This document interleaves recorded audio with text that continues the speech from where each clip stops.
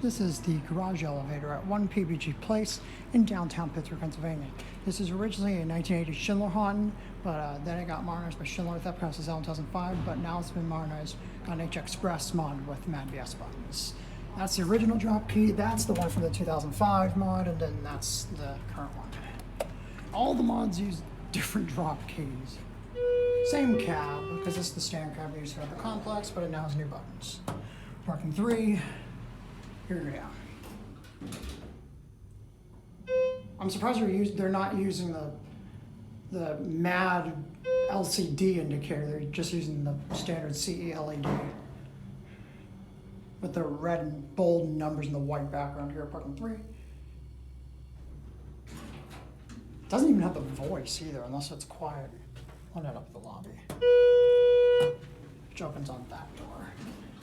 It's pretty nice. It's the shattered PPG elevator. Actually, that's a white indicator, and that's a blue indicator. You might not be able to tell from the camera, but that's white and that's blue. Also, that one, the arrow doesn't work. That one, it does. That's a little odd.